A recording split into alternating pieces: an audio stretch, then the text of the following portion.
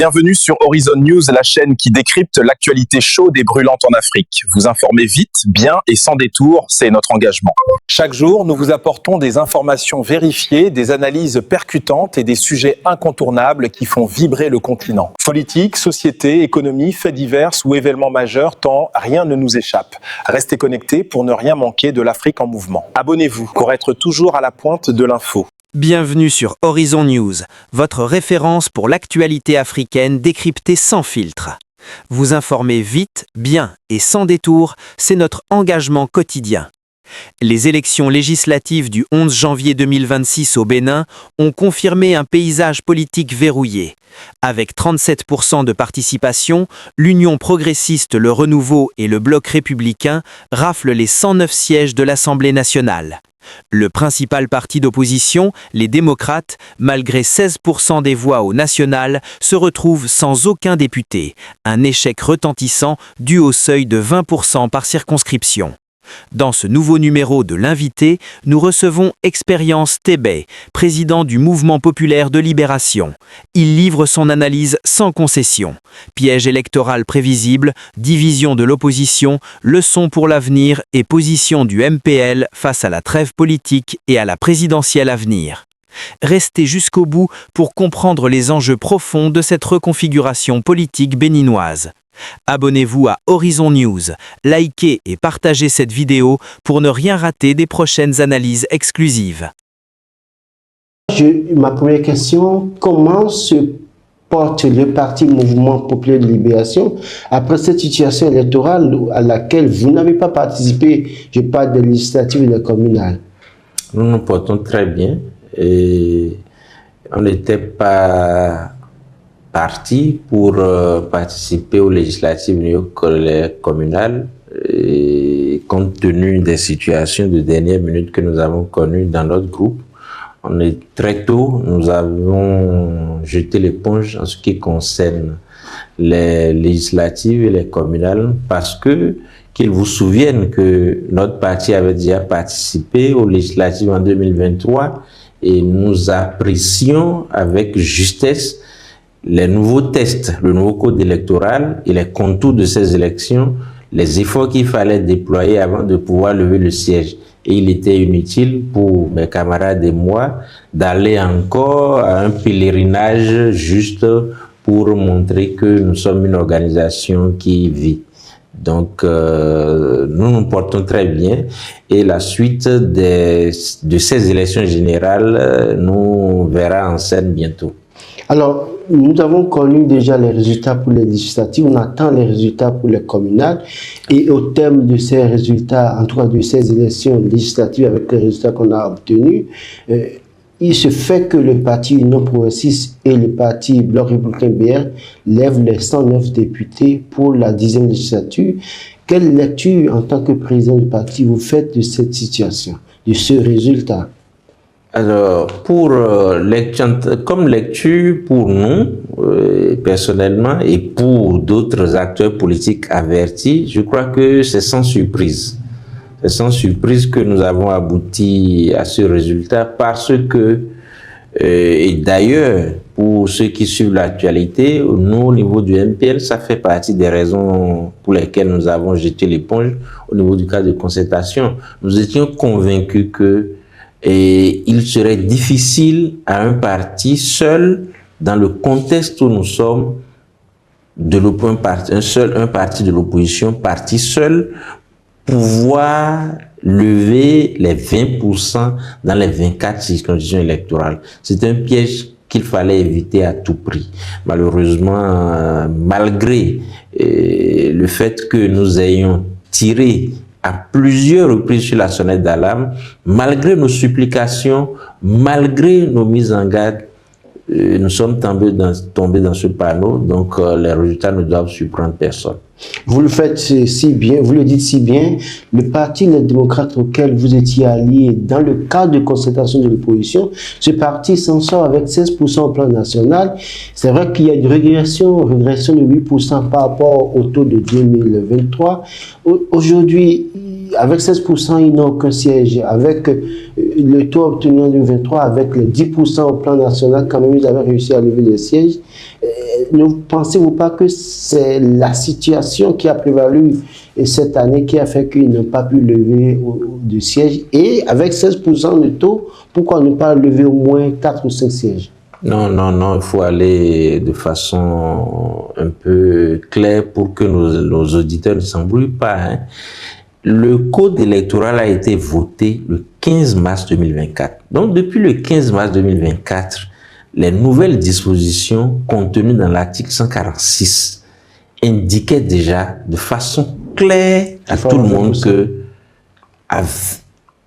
pour lever un siège, avant qu'une liste ne puisse lever un siège aux législatives de 2026, aux élections générales de 2026, il faut que cette liste puisse justifié de 20% dans les 24 circonscriptions électorales ou cette liste se retrouve en accord de législature avec un autre parti, avoir 10% au plan national.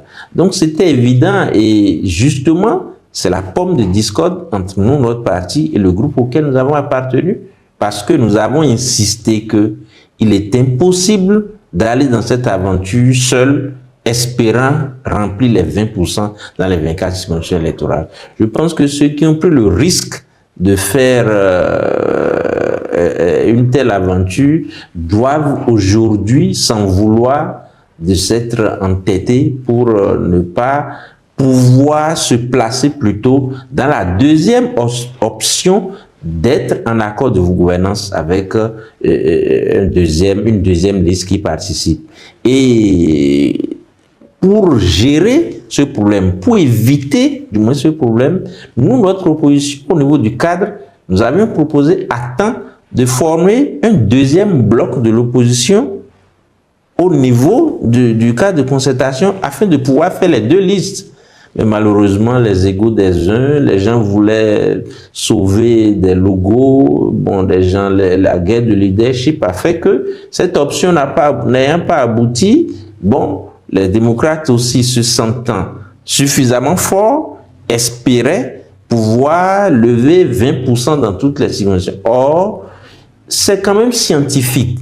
Le jeu, au-delà de tout, ceux qui sont un peu habitués aux mathématiques doivent savoir que si plusieurs listes sont en compétition, il sera difficile. 2 listes arrivent à rafler un certain nombre de suffrages. Une troisième liste ne peut plus avoir 20% dans les 24. C'est tellement flagrant que je n'ai pas compris pourquoi nos amis ont choisi cette aventure périlleuse. Et donc, ils ne peuvent que s'en prendre à eux-mêmes. Pour nous, c'était prévisible qu'ils ne pouvaient pas lever 20% dans les 24. Je l'ai dit obi, je l'ai expliqué. Et ça a été la raison pour laquelle nous n'avons pas continué l'aventure ensemble.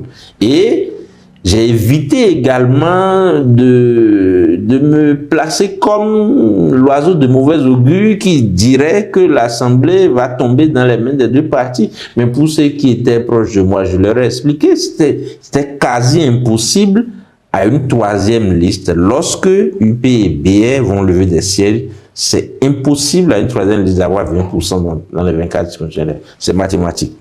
Alors, quand on regarde les résultats issus de ces élections avec le taux obtenu par le Parti démocrate au plan national, est-ce qu'on peut être tenté de dire que c'est le résultat de l'impréparation ou bien en réalité l'application des tests que d'aucuns ont estimé un peu dur, ou bien vous pensez que véritablement il y avait vraiment pas possibilité du tout de lever des sièges? Écoutez, sur la question, je pense à mon humble avis qu'il n'y a pas de test dur ou de test souple. Il faut dire qu'au niveau du code électoral, depuis que nous sommes entrés dans cette démocratie pure en 90, le code a évolué. Vous venez de le dire, en 2023, ils ont pu lever des sièges 28 avec 10% au plan national. 10% au plan national. Cette fois-ci, c'est 20%. Lorsque, au cours d'un jeu, même au football, on n'utilisait pas la VAR il y a quelques années. Et maintenant, il y a la VAR. Et on tient compte de ça. Si en 84, je crois, oui, ou bien 86 plutôt, le fameux but de Maradona qui a qualifié l'Argentine à la Coupe du Monde. Si la VAR existait, il n'aurait pas eu la Coupe, non? Donc, les règles évoluent. Et en ce qui concerne le code électoral, l'Assemblée, du moins les forces politiques, s'entendent et font une mise à jour au regard des forces en présence et de la vision de l'équipe qui est là. Ici, le régime de la rupture a entamé depuis 2016 une réforme sur l'échiquier politique, dont l'objectif est de resserrer les partis pour que les partis les plus, je ne vais pas dire faibles, les plus jeunes disparaissent pour aller dans de grands regroupements. Donc chaque fois, on modifie le code pour resserrer et défavoriser les partis qui ne sont pas forts. Et ça favorise ceux qui sont plus grands. Alors nous connaissions depuis mars 2024 qu'il faut 20% dans 24 circonscriptions électorales avant d'être compté parmi éligibles pour l'attribution des sièges. À partir de ce moment, on devait prendre des dispositions conséquentes. C'est ce qui a manqué. Donc dire que les tests sont dus... Une sorte de préparation? D'une mauvaise appréciation de la réalité. C'est une mauvaise appréciation de la réalité. Il ne faut pas qu'on se mente. Il faut qu'on se dise la vérité. On a choisi, il y a des gens qui ont choisi des options périlleuses devant le peuple et ils ont perdu. Et il faut qu'ils assument. Et je pense qu'ils assument bien, ils ont tiré toutes les leçons. Alors, quand on regarde aussi les résultats aujourd'hui, le Parlement sera dirigé par les deux formations politiques de la mouvance présidentielle. Quelle est la position de votre parti par rapport à cette situation? On a connu cette situation 2019-2023, donc c'est un bis repetita de ce qu'on a eu en 2019-2023. Vous êtes président du parti, vous déclarez parti d'opposition. Aujourd'hui, à l'opposition, il n'y aura pas, à l'Assemblée nationale, pardon, il n'y aura pas de parti d'opposition. La position de votre parti par rapport à cette situation? Moi, j'aime assumer. C'est les choix que nous avons opérés qui nous ont conduits là. Et puis, dire que je ne suis pas trop pour ceux qui pensent, ceux qui prédisent, du moins que un parlement monocolore, un parlement monocolore ne... Quoi qu'il y a deux couleurs, le vert et le jaune. Je veux dire, ce qu'ils appellent monocolore, des formations politiques d'un même groupe politique, moi je pense que, permettez-moi d'attirer votre attention sur quelque chose. Lorsque les LD, par exemple, s'étaient retrouvés dans la posture de ne pas pouvoir lever les sièges. Vous avez vu ce qui s'est passé entre le BR et l'UPR? La guerre était fratricide et pourtant ils sont du même camp politique. Permettez-moi encore de vous donner un autre exemple. L'avant-dernière tentative de révision de la Constitution, elle était portée, je pense, si je ne me trompe pas, le député c'est Hassan Sebou, du Bloc républicain. Ça a échoué. C'est les députés de la mouvance qui ont fait jouer ça, non? Alors, donc, pour dire que ce n'est pas parce que nous, par exemple, du MPN, ne sommes pas au Parlement, que le Parlement est mauvais, qu'il n'y aura pas de discussion, qu'il n'y aura pas de débat. Ça, il faut qu'on évite d'intoxiquer la population avec ces idées. Non. Ce n'est pas parce que, monsieur Laurent, vous ne vous êtes pas retrouvé. D'abord, vous n'étiez pas candidat. Je n'étais pas candidat à être député. Bon, donc, je ne sais même pas pourquoi ceux qui ont voulu être là-bas n'ont pas pris toutes les dispositions qu'il fallait pour y être. Ça, quand on veut faire un jeu, les règles sont éditées d'avance et chacun essaye de respecter les règles pour gagner. Si tu n'y arrives pas, tu tiens compte de tes faiblesses, tu tiens compte des options que tu as choisies qui ne t'ont pas aidé et tu te prépares pour l'avenir. Donc, dire Parlement de telle couleur, je pense qu'on doit éviter de se faire peur, de faire peur à la population et souhaiter que ceux qui ont perdu un griffe, ceux qui ont gagné, que tous on puisse se mettre ensemble pour construire notre pays. Le problème que nous avons, ce n'est pas un problème de tel doit être au Parlement ou tel. Nous avons le Parlement qui est en train de finir. Il y a eu 28 députés qui ont représenté l'opposition. Ça a apporté quoi de substantiel pour la vie de nos concitoyens? Ça a empêché qu'on révise le code. Les 28 étaient là avant que le code qui a régi les élections de 2028 ait été voté. La démocratie. C'est la minorité. C'est ça la démocratie, monsieur Laurent. C'est la loi de la majorité sur la minorité. Et lorsque ça passe, elle devient une loi pour tout le monde. Il ne faut pas qu'on se fasse peur.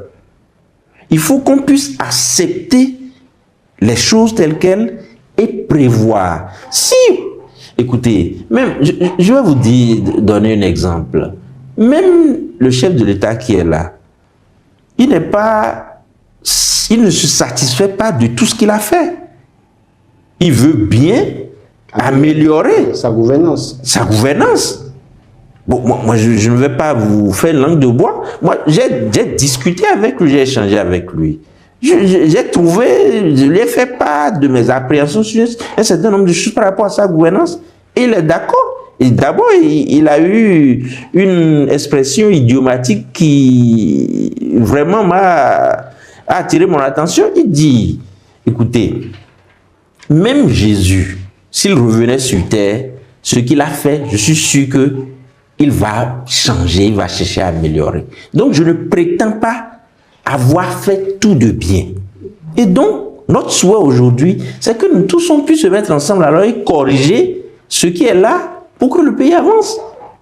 Moi, je pense qu'il vaut mieux qu'on pense à ça que de dire tel n'est pas là, tel n'est pas là. On se fait peur pour rien. Au-delà de toutes les discussions, il faut que nous, acteurs politiques, on mette le pays en avant, l'intérêt général, l'intérêt des jeunes, des femmes. Je suis sidéré de voir les efforts que vous, jeunes, vous avez fait ici pour que je me retrouve dans un si beau studio. Je veux créer un environnement pour que cette entreprise grandisse. En tant que... C'est tout ce que moi j'ai à l'esprit. Et tel doit être le rôle de nous tous, acteurs politiques. Et non de chercher à être à telle place ou à telle place. Il faut qu'on arrête de faire ce débat et qu'on se mette ensemble pour construire le pays. Alors, M. Tebet, aujourd'hui, que faire maintenant pour que le Parlement retrouve, l'opposition retrouve le Parlement en 2033? Parce que ça fait 7 ans quand même, hein, et il y a la trêve politique, tout ça qu'il faut observer. Oui, que faire? Il faut prendre les précautions pour y aller. Et d'abord, moi je ne veux pas vous cacher pour dire que l'erreur commise cette fois-ci, qui fait que cette partie de l'opposition dont vous parlez ne se retrouve pas à l'Assemblée, rend plus difficile encore le travail à faire pour que ce groupe puisse se retrouver 7 ans après. Mais ce n'est pas impossible. Pareil pour vous au MPL. Pas forcément. Vous ne savez pas quelle disposition nous on va prendre pour la suite. Non, pas du tout. Pas du tout. C'est pas le même problème. Hein. Ah, pas du tout. Pas du tout. Parce que déjà, nous, vous savez que depuis notre dernier conseil national, nous avons jeté les clés de cette opposition-là sous le paillasson pour soutenir le candidat de la mouvance. Alors là, nous n'avons plus les mêmes problèmes pour la suite. Alors, pas du tout. Vous avez déclaré justement votre soutien pour le candidat Roméo Wardani, oui, candidat de la mouvance présidentielle. Oui. Est-ce que, après la victoire de Roméo Wardani, on peut espérer toujours une lutte dans l'opposition, encore qu'il y a la trêve politique pour le MPL, ou bien vous allez virer dans la mouvance? Non, je pense que c'est la question que je tentais d'aborder. Oui. Ce qui en prenant la décision de soutenir le candidat Wardani, nous avons estimé que aujourd'hui, il ne faut pas oublier que nous avons fait 10 ans de combat de guéguerre au sein de l'opposition. Beaucoup ne le voient pas, mais personnellement, je sais les meurtrissures, les cicatrices de ce combat pendant 10 ans. Et aujourd'hui, nous avons fait le point et nous avons estimé que ce qui est bon pour le pays, pour l'intérêt général aujourd'hui, c'est de se mettre ensemble pour construire le pays.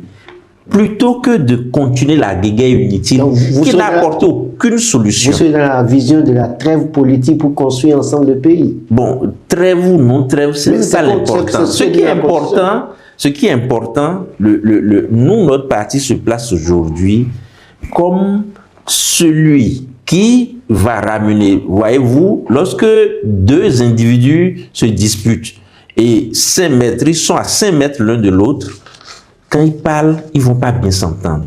Mais si une partie fait 2 mètres, l'autre fait 2 mètres, ils ont 1 mètre qui les sépare, ils vont mieux s'entendre, ils vont mieux s'écouter. Et la démocratie commence par déjà lorsqu'on se parle. Si les uns s'enferment, s'emmuent dans un entêtement pour dire non, tout ce que M. Laurent fait parce que c'est lui au pouvoir est mauvais, si eux viennent, tout ce que lui fait est mauvais, vous savez, pour nous qui avons fait l'expérience de la gestion de la chose publique, je peux vous donner 1000 exemples de projets dans l'intérêt de nos concitoyens, mais les guéguerres entre camps politiques empêchent de les réaliser. Il faut qu'on aille au-delà de ça pour l'avenir. Nous, en tout cas particulièrement, nous avons dit c'est inutile de continuer par crier pour ne apporter aucun résultat. Il faut accompagner. Si vous pas ça, il faut plutôt chercher à améliorer ce qui est fait, corriger, apporter des solutions pour corriger ce qui est fait, que plutôt de crier. Si vous criez pendant 10 ans, vous aurez été de quelle utilité pour vos concitoyens? Est-ce une capitulation? Ce n'est pas une capitulation, c'est plutôt de l'objectivité qui demande à ce que si l'adversaire est disposé à vous écouter, à corriger ce que vous voulez vous proposer, il vaut mieux le faire dans l'intérêt de tout le monde. Alors, vous proposez d'accompagner Romuald Wardani à la magistrature suprême, et évidemment, il sera en face de Paul Rompey. Paul Rompey qui récolte 4% des suffrages obtenus au thème des élections législatives. On attend les résultats des communales. Est-ce qu'aujourd'hui, ça vaut le coup de continuer à se mouiller le maillot, sachant très bien que la victoire est presque certaine pour Romuald Wardani? Non, c'est pas parce que la victoire est certaine qu'il ne faut pas respecter les règles. La démocratie, c'est non, je ne dis pas qu'il faut pas aller aux élections, mais est-ce que vous allez continuer à vous battre comme si vous étiez en face de redoutables adversaires politiques? Non, je ne dirais pas redoutable, mais il reste quand même un adversaire. Et en termes d'élection, vous ne pouvez jamais prévoir ce qui va se passer. Comme ce qui vient de se passer, les LD, une bonne partie des LD n'avaient pas vu qu'ils pouvaient rater 20% dans plusieurs circonscriptions électorales, même si nous avions vu ça d'avance. Donc, on ne peut pas prévoir avec justesse l'issue d'une élection parce que il y a beaucoup de paramètres qui, parfois, échappent au contrôle des hommes. Donc, il faut continuer. Ce n'est pas seulement gagner dans les urnes, c'est plutôt faire en sorte que le peuple puisse se réunir. Ceux qui sont mécontents puissent revenir, ceux qui sont fâchés reviennent, ceux qui ont des propositions alternatives viennent, et qu'ensemble, on puisse faire quelque chose de mieux pour le pays. Donc, travailler à relever le taux de participation, par exemple. Oui, bon, en termes du taux de participation, il y a beaucoup. J'espère qu'on aura l'occasion de revenir là-dessus une autre fois. Mais je pense que ce que les gens disent n'est pas totalement vrai. On n'a pas un mauvais taux de participation aux élections. Les élections dans tout, l'année 2025-26 a été une année des élections dans le monde entier. Et quand vous allez consulter, nulle part vous ne verrez un taux de participation meilleur à ce que nous avons fait. N'est-ce pas un des intérêts généraux des populations dans le monde entier? C'est bien cela. Du fait des acteurs politiques. Je suis d'accord avec vous, Monsieur Laurent.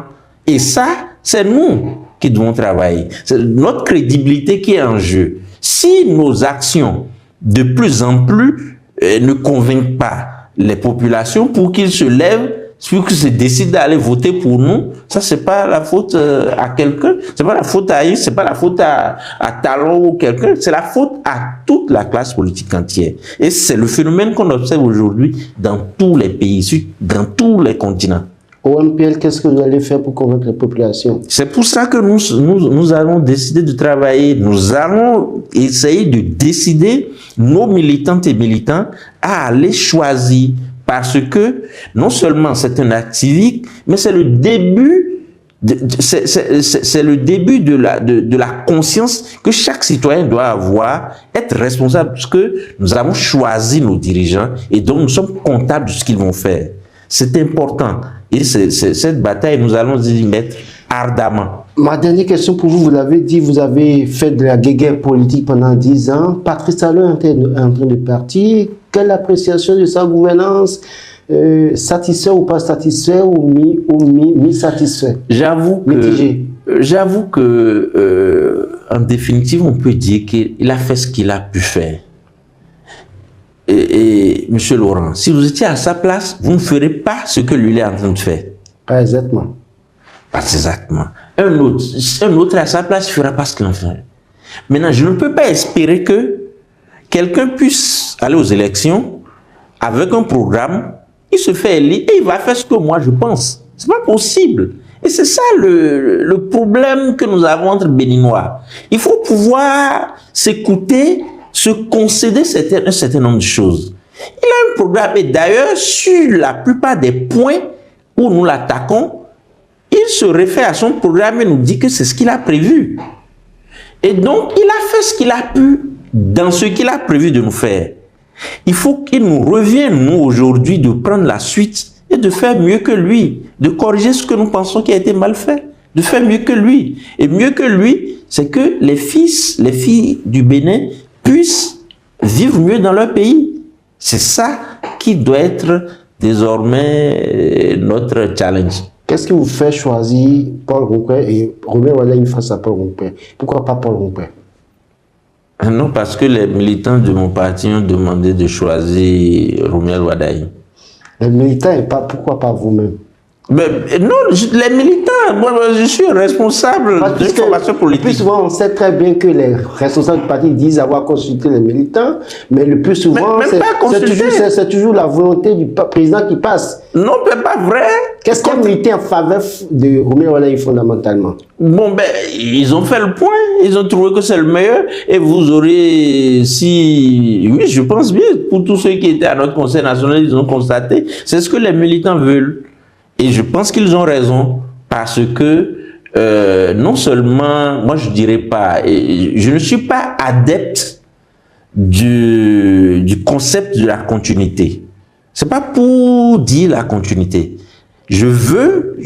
Personnellement, je veux que le ministre d'État Romain Wadaï accède à la magistrature suprême pour rectifier, pour corriger ce qui est en train d'être fait, pour faire mieux. Ce qu'il a contribué à construire? Oui, il peut faire mieux. C'est pas lui qui a rédigé le programme de la rupture, c'est pas lui. Il est venu contribuer à réaliser ce programme. Donc, il a son idée de la chose. Il a contribué ardemment à ce que tout ça se réalise. Il peut faire mieux. Et c'est pour ça que nous l'avons choisi. Voilà, nous clôturons cet entretien exclusif avec Expérience TB, président du MPL. Il nous a livré une analyse sans langue de bois. Le seuil de 20% comme piège prévisible pour l'opposition divisée, les choix assumés, la fin de la guéguerre au profit d'une trêve politique constructive et l'appel à unir les forces pour que le Bénin avance vraiment. Sur Horizon News, vous informez vite, bien et sans détour, nous continuons à décrypter l'actualité africaine avec vous. Et vous, qu'en pensez-vous? La trêve politique actuelle est-elle une capitulation ou une étape intelligente pour l'opposition béninoise? Partagez votre avis en commentaire, on lit et on répond à tous. Abonnez-vous à Horizon News, likez cette vidéo et partagez-la pour ne rien manquer des prochaines analyses exclusives. À très bientôt.